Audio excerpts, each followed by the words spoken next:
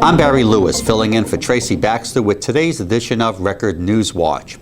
Police say a Town of Wallkill man intentionally ran down his girlfriend's ex-boyfriend, killing him in a crash on Wednesday. The victim is 24-year-old Andy Perez of Middletown. Police say on Thursday they charged Bruce Mobley, 21, with second-degree murder. The crash happened at about 1:14 p.m. on Wednesday at the corner of Belvernon Avenue and Avenue B in the Town of Wallkill. Police said Mobley was visiting his girlfriend, Jessica Guardino, at her home when Perez stopped by. The two men got into an argument and Mobley left.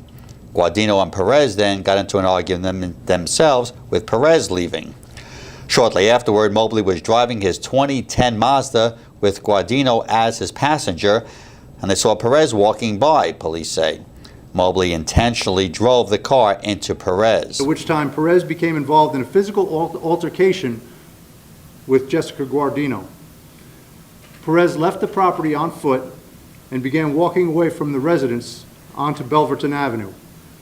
Mobley, operating his 2010 Mazda 6 with Guardino as his passenger, travels onto Belverton Avenue and observes Perez and intentionally strikes him with his vehicle. Mobley was arraigned in Wallkill Town Court and sent to Orange County Jail without bail. With a little over a month left before they return to school, thousands of Mid-Hudson teachers are trying to find out if they've made the grade. School districts have begun rolling out their partial results for new teacher evaluations. The performance reviews are based on the 2012-2013 school year. Teachers statewide are being evaluated on a scale of 1 to 100. For the first time, their students' state test results will be used to measure growth and could count towards a teacher's score. Regents or other test results might also be used. The largest percentage is based on a principal's classroom observations as well as other performance measures. Teachers rated ineffective for 2 straight years could be fired under the new system. The next parking or traffic ticket you get will cost you more. A new $25 surcharge has been tacked on to certain parking violations and bumped mandatory surcharges for other traffic tickets up $8. The state is also exceeding the cap on surcharges for multiple violations to $196. The surcharges are on top of the standard fine. The extra fees went into effect the same day Governor Cuomo announced higher penalties and fines to crack down on motorists texting while driving or using a cell phone while driving.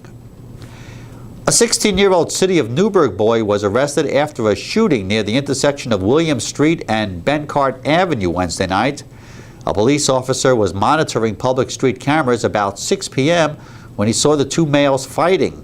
As police responded, one of the males took out a gun and shots were fired.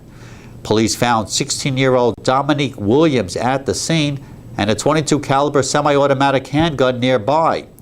Williams faces several felony charges for having the handgun and shooting it, but not for injuring anyone. A 17-year-old male, also a city resident who police would not identify, was shot in the leg. His injuries are not considered life-threatening. Police said the fight might have been over the authenticity of a belt buckle. The Black Knights of Army opened practice Thursday morning. They'll be led by a close-knit group of 28 seniors who are looking to improve on last season's disappointing 2-10 mark, which included another loss to rival Navy. Army coach Rich Ellison has high hopes for his squad, but they'll have to do so with sophomore A.J. Schur at quarterback after 4 years of Trent Steelman leading the offense. The Black Knights open their season August 30th at Michie Stadium against Morgan State. Now, a nice stretch of sunny skies has been interrupted by a day of rain. Some of it could be heavy with possible thunderstorms.